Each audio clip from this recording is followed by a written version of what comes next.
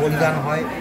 বহু দূর দূর থেকে তারা অনেক ভক্তরা মনোবাঞ্ছা নিয়ে আসেন এবং মা সব কিছু থেকেই তাদেরকে নিস্তার দেয়। সেই জন্যই নমস্কার, আজ আমরা ঘুরতে ঘুরতে চলে এসেছি রূপসী বাংলার তরফ থেকে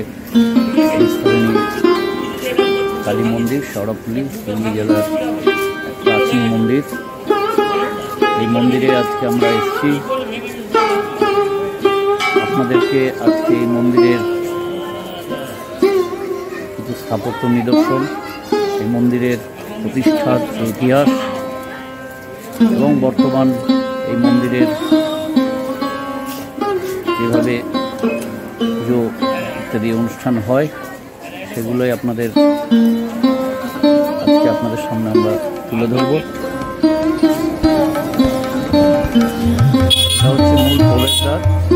এখান দিয়ে গঙ্গার দিক থেকে মায়ের মন্দিরে প্রবেশ করে। এটা হচ্ছে গঙ্গা তীরবর্তী সাইডে মন্দিরের যে প্রবেশদ্বার। এই প্রবেশদ্বার থেকে আপনারা এই চত্বরে প্রবেশ করবেন। চারিদিকে দেখুন পুজোর সামগ্রী নিয়ে পসরা সাজিয়ে দোকানিরা আছেন। এ হচ্ছে মায়ের হাড়িকাঠ। কৌশিকী অমাবস্যার সময় এখানে মায়ের উদ্দেশ্যে ছাগ বলি প্রদান করা হয়। আর এই হচ্ছে বর্তমান নাট মন্দির। এই নাট মন্দির প্রাচীন নাট মন্দির। 1827 খ্রিস্টাব্দে এই মন্দিরের মায়ের অধিষ্ঠান হয়েছিল। সেই সময়েরই এই স্থাপত্য। বর্তমানে যারা মন্দিরের পুজোর সামগ্রী বা বিভিন্ন রকম পসরা বিক্রি করেন তাদেরই দখলে আছে এই নাট মন্দির। আমরা আস্তে আস্তে মন্দিরে প্রবেশ করব। দেখুন এই সেই মন্দির। মায়ের মন্দিরে আমরা যাচ্ছি। নাট মন্দির, এই নাট মন্দিরের স্থাপত্য বড় বড় খিলান আছে। মন্দিরটাও সামনে এবং দুপাশে খিলান বিশিষ্ট মন্দির। খামের ওপরে খিলানগুলো আছে। এই খিলানগুলোর একটা বৈশিষ্ট্য হচ্ছে এগুলো ওই কলা গাছের যেভাবে হয়, 4টে করে কলা গাছের এই একটা আকৃতি দেওয়া হয়েছে, দিয়ে এই খিলানগুলো তৈরি করা হয়েছে। দেখুন মায়ের মূর্তি, মায়ের মন্দির। এখানে পুরোহিত মশাই যারা নিত্য সেবা করেন তারা বসে আছেন।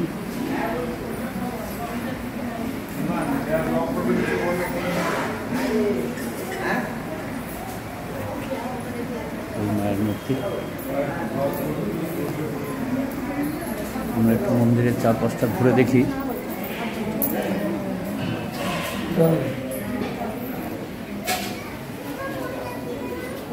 দেখুন এটা গঙ্গার সাইডটা, অর্থাৎ এই দিকটা হচ্ছে পূর্ব দিক মন্দিরের। এটা পূর্ব দিক। এদিকেও একটা দেখুন শ্বেত পাথরের শিবলিঙ্গ আছে। এদিকে পূর্ব দিক।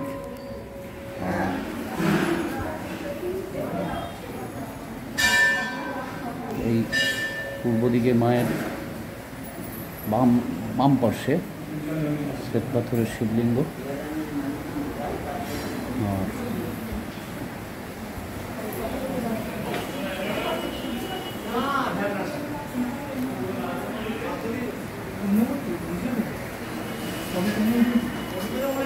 সামনের দিকে মোট 7টা খিলান আছে। 1, 2, 3, 4, 5, 6, 7টা খিলান আছে মোট।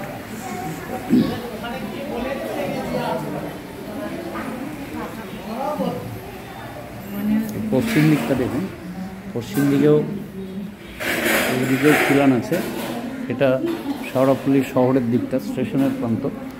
এদিকেও অর্থাৎ মায়ের ডান দিকে মন্দিরের এখানেও একটা আপনি শ্বেত পাথরের শিবলিঙ্গ পাবেন। অর্থাৎ এখানে ভৈরব হিসাবে শিব আছেন। কথিত আছে যে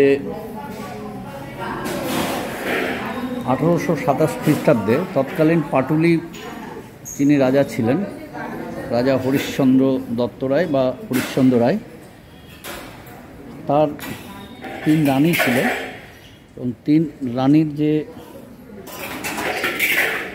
নিত্যদিন সংসারে অশান্তি চলতো এবং ইতিমধ্যে তার বড় রানীর মৃত্যু ঘটে অপঘাতে, এবং এই সাংসারিক যে নিত্যদিনের যে অশান্তি, সেই অশান্তি থেকে নিস্তার পাওয়ার জন্যই তিনি স্বপ্নাদিষ্ট হয়ে গঙ্গার পাড়ে মায়ের এই মূর্তি যে শিলা, সেই শিলা পেয়েছিলেন এবং সেখান থেকে এই মায়ের মূর্তি তৈরি হয়েছিল, যার জন্যই এই মায়ের নাম নিস্তারিণী মা। সংসার থেকে নিষ্কৃতি পাওয়ার জন্য তিনি এখানে এসেছিলেন এবং পরবর্তী সময়ে সাংসারিক বন্ধনে আবদ্ধ হওয়ার জন্য অনেকে আবার এই মন্দিরে আসে। অর্থাৎ এই মন্দিরের একটা বৈশিষ্ট্য হলো যে এখানে অনেক বিয়ের অনুষ্ঠান হয় এই মন্দিরে। যারা ধরুন আর্থিকভাবে খুব একটা সচ্ছল নয়, মানে ছেলে মেয়েদের বিয়ে দেওয়ার ক্ষেত্রে তাদের নানা রকম অসুবিধে থাকে, তারা অনেক সময় করে কি এই মন্দিরে এসে মায়ের পুজো দিয়ে যায় এবং সেখানেই তারা ছেলে মেয়েদের মধ্যে বিবাহ অনুষ্ঠানটা সম্পূর্ণ করে। এটা মন্দিরের পিছন দিক, সামনে পিছনে 7খানা করে খিলান আছে। এটা মায়ের যে বাসন কোসন, তার ভোগের যে বাসন কোসনগুলো পরিষ্কার হচ্ছে।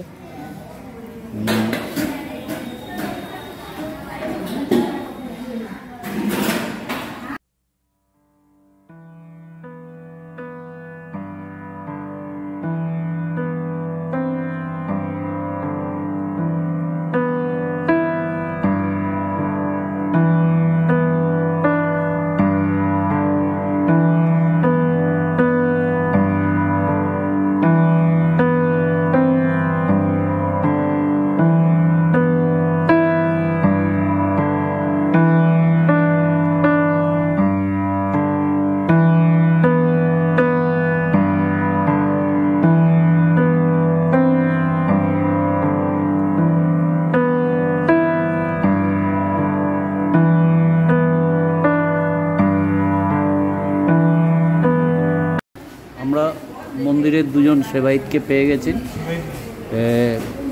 বিমানবাবু এবং কালীশঙ্কর বাবু, 2জনকে আমরা পেয়েছি। আমি বিমানবাবুকেই একটুখানি জিজ্ঞাসা করি, উনি ভক্তরা আসছেন তাদের পুজোর এটা করছেন, তো আপনি এই মন্দির সম্বন্ধে যদি একটু সংক্ষিপ্তভাবে কিছু বলেন আমাদের। এটা 196 বছরের পুরনো মন্দির। রানী রাসমণি মা নিস্তারিণীর আদলেই ভবতারিণীকে তৈরি করেছিলেন। বহু পুরনো মন্দির, বহু দূর দূর থেকে ভক্তরা আসেন মায়ের কাছে পুজো দিতে। রাজা হরিশ্চন্দ্র রায়ের প্রতিষ্ঠা করেছিলেন, তো সেই থেকেই আমাদের এখানে 1827 খ্রিস্টাব্দে 196 বছর বয়স হলো, বর্তমান বয়স 196 বছর। হ্যাঁ, এখনও পর্যন্ত তার বংশধররাই সেবা প্রতিষ্ঠা চালিয়ে যাচ্ছেন। আমরা পুরোহিত হিসাবে এখানে নিযুক্ত রয়েছি। আমরা প্রথম থেকেই আপনাদের পূর্বপুরুষ এখানে সেবায়িত হিসাবে হ্যাঁ, প্রথম থেকেই রয়েছেন। বংশ পরম্পরায় পরপর যেমন হয় সেরকম হয়ে আসছে। সারা বছর অনুষ্ঠান লেগেই থাকে মায়ের কিছু না কিছু। হ্যাঁ, বৈশাখ মাস দিয়ে যদি ধরেন, বৈশাখে পয়লা বৈশাখ, অক্ষয় তৃতীয়া, জ্যৈষ্ঠী মাসের মায়ের জন্মতিথি, প্রতি বছর জামাই ষষ্ঠীর আগের দিন শুক্ল পঞ্চমীতে মায়ের জন্মতিথি উৎসব পালন করা হয়। মহা সমারোহের সঙ্গে ধুমধামের সঙ্গে পালন করা হয়।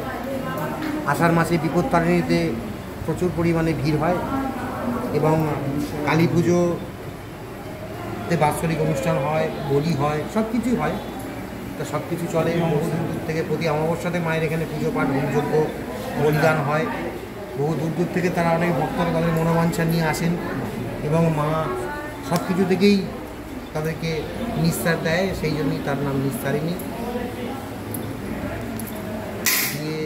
পৈতে সব ধরনের কাজই এখানে হয়। বিবাহ অনুষ্ঠান, পৈতানুষ্ঠান সবই এখানে হয়? সবই এখানে হয়। মায়ের আশীর্বাদে সবই এখানে সম্পূর্ণভাবে হয়, সুষ্ঠুভাবে হয় এবং খুব সুন্দর ব্যবস্থা। বর্তমানে এই মন্দির পরিচালন করছেন কারা? মানে তার রাজপরিবার, পূর্বের যারা রাজা ছিলেন তাদের যারা বংশধর রয়েছেন। ষাড়াফুলি মানে 3-4টে পার্ট আছে, সেই অনুযায়ী তারা পরপর বংশ পরম্পরায় করে আসছেন। দেখবেন এখানে আমাদের বোর্ডে লেখাও আছে কোন রাজারা। আর এই যে নিত্য পুজোর যে ব্যবস্থা, তার যে আপনার জোগাড় যেটা মানে খরচ ইত্যাদি যেগুলো, সেগুলো রাজপরিবার থেকেই করা হয়। রাজপরিবার থেকে সমস্ত মন্দিরের এই করা। আচ্ছা, আর আপনারা এই যে সেবায়িত হিসাবে এসেছিলেন আপনাদের পূর্বপুরুষ, তো রাজপরিবার থেকে কি আপনাদের সেরকম করে? হ্যাঁ, ওইখান থেকেই নিযুক্ত করা হয়েছে। ওইখান থেকেই এবার বংশ পরম্পরায় পরপর একের পর এক চলে আসছে, স্টেপ বাই স্টেপ চলে আসছে। এবং মায়ের মহিমা অনেক। মা সদা বিরাজমান। আমাদের এখানে কোনো ঘট নেই, দেখে থাকবেন আমাদের পঞ্চমুণ্ডী আসনে মা বিরাজমান। কোনো ঘট নেই? না, মায়ের মন্দিরের কোনো ঘট নেই। মা পঞ্চমুণ্ডী আসনে স্বয়ং বিরাজমান এবং মা খুবই জাগ্রত এবং সব কিছু থেকে নিস্তার দেন বলেই তার নাম নিস্তারিণী। মা নিস্তারিণী। জয় মা নিস্তারিণী, জয় মহাকাল।